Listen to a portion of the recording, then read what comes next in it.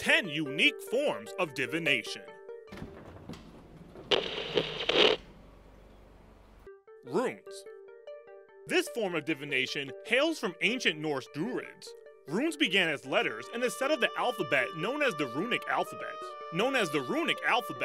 which are based on various Germanic languages before the adoption of the Latin alphabet. The earliest runic inscriptions date back to approximately 150 AD, and early evidence suggests that runes were used in magic to their practical writing uses, particularly in medieval times when victory runes would be carved into swords, or runes for protection would be inscribed on the hilt of the scabbard. In the art of divination, runes are printed, drawn, or engraved individually onto tiles, usually composed of wood. Wood is the preferred medium of the tiles as it comes from the living spirits of trees. Next, the runes are placed inside a sealed pouch, from which they will be drawn and laid out in a similar spread to tarot cards, or tossed into the air and allowed to land freely. Gemstones.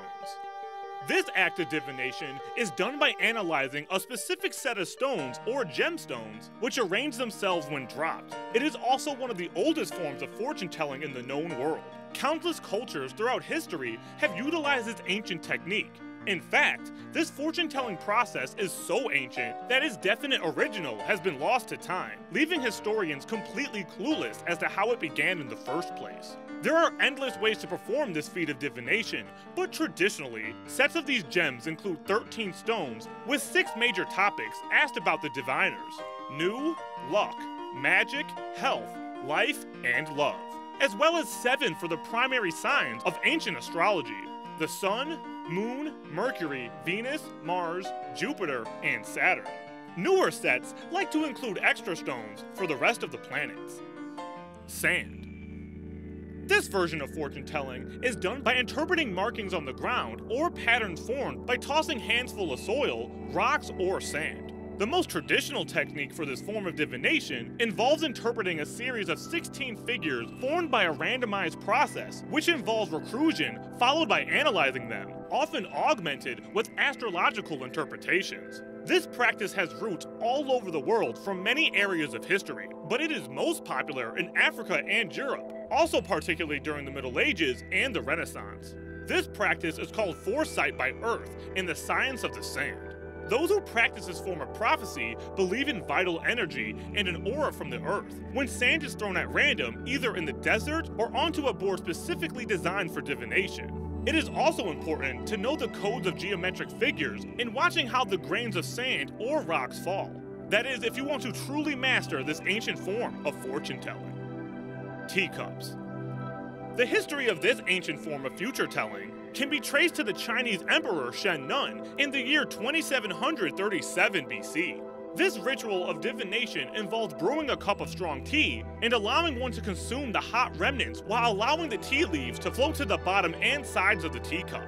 After that, a reader will take the cup, sometimes pouring it upside down onto a plate, or merely look at the remains anchored in the porcelain edges, and analyze the patterns and images which have formed in order to tell a story about the tea drinker's present life and upcoming future. Some practitioners interpret coffee grounds or wine sediments in a similar fashion. Many of the symbols found in the tea leaves are symbolic of other things, such as a snake, which can mean falsehood, a spade is said to be a good fortune through industry, a mountain is a journey or possible hindrance, or a house, which is said to show imminent changes or potential success. Most practitioners use ordinary teacups, preferably all white in color, but there are specialized cups for this form of divination. The 3 most common of these are playing card cups, zodiac cups, and individualized symbol cups. Pendulums. You may be more familiar with a pendulum when you think of a grandfather clock. It's the device inside the thick panes of glass, which ticks and tocks back and forth in order to moderate the seconds. In divination, it is a very similar tool. A pendulum consists of a weight, usually a stone, a piece of glass or shard of crystal, suspended from a pivot and anchored to a thin metal chain so that it can swing freely. The pivot which connects the chain to the weighted object is typically a hook, handle, or small rounded bead. When the pendulum is displaced sideways from its resting equilibrium position, it is subject to resisting force, thanks to gravity, which will accelerate it back towards the equilibrium position, creating a circular motion as it swings back and forth before returning to a stationary position in the center. When one holds a pendulum, one's subconscious is said to be able to control the rotation of the swing. One will say yes, and the pendulum will spin in one direction, or no, in which case the pendulum will spin in the other direction. These divination tools are best for simple questions, which can be answered with a simple yes or no. Spirit boards. Some people call these ancient divination tools talking boards, and in later times, Ouija boards. These boards, meant for communicating with spirits, is generally comprised of a flat board marked with letters of the alphabet, numbers 0 through 9, the words yes and no, and occasionally hello and goodbye, as well as an additional small heart-shaped piece of wood or plastic with a circle of glass in the center, which is called a planchette. The Ouija board was introduced by the toy company Hasbro Incorporated by businessman Elijah Bond in 1890, but spirit boards have been around for so much longer. One of the first mentions of this automatic writing method used for divination can be found from ancient China's Song dynasty around 1100 AD. Back then, this method was known as planchette writing and was viewed as a form of necromancy and communication with the spirit world to seek guidance and premonitions of the future from higher entities or deceased ancestors. A user simply needs to have one or make one of these boards and an accompanying planchette to communicate with beings from worlds beyond. However, whether what these spirits chose to convey is accurate or lies is left up to the user to determine. Tarot cards. The practice of tarot began in the 15th century in Europe. They began as playing cards, however in the 18th century, they began using divination. Like playing cards, the tarot had 4 suits, and each suit has 14 cards, numbering 1 to 10, with 4 face cards: the King, Queen, Knight, and Jack. Each non-face card contains cryptic pictures, and these are called minor arcana. The tarot also has 22 additional cards, called the major arcana, which contains the Fool, Magician, High Priestess, Emperor, and Empress, to name a few. All of the major Arcadia cards are numbered in Roman numerals from 1 to 21, except for the Fool, which is unnumbered. The 4 suits represent the 4 elements in nature. The cups are water, the swords are air, wands are fire, and coins are earth. There are several spreads in which the cards are placed in a specific pattern and order. Once all the cards are flipped, it is up to the reader of the cards to translate and analyze the patterns and images they see to conclude what the cards are conveying. There are several different versions of tarot cards, including the traditional Rider-Waite deck, Hermetic Tarot, and Tarot of the 9 Paths. Rather than tell the future, tarot cards are meant to point out different choices for the future, and it's up to the person being read to choose which path they wish to choose. Fire gazing. This form of fortune telling involves examining cinders, soot, or ashes from a ritual sacrifice. This technique of divination has been practiced by numerous cultures, ancient and modern, across the globe. Some use ashes after lighting a ritual fire. Others utilize studying the burning of incense and the pattern left by smoke and soot. And still others observe the shape of the wood as it burns, or the actual look of the burning flames themselves, and the image and symbols made within the fire. A word, phrase, name, or question could be written in the ashes with a finger or stick. Some wait for the breeze to disturb the ashes and form an omen.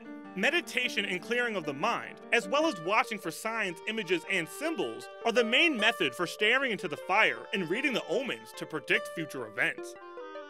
Crystal balls. The use of crystals in divination hails from early Britain and those magical people called the Druids. Crystals are believed to heighten an individual's psychic awareness. It's said that the person attempting this form of divination must pick out their own crystal ball, as the crystal is a very personal object. This way, to attempt to read the signs of the future is done through scrying, which is the art of looking into a reflective surface, such as glass, water, a mirror, or a crystal to gain mythical insight. Most crystals are clear and made of glass, lead crystal, quartz, amethyst, beryl, and selenite. And of these, clear quartz is the most common. For crystal gazing, they say you must meditate and reach an altered state of consciousness, in which your mind and body are relaxed, allowing your eyes to stare into the ball. If you do this correctly, a mist is supposed to enter the crystal ball. Ask your questions and look for symbols or images to appear inside the crystallized fog. Do not force the images to come. Allow the spirits to speak to you and enter your mind naturally.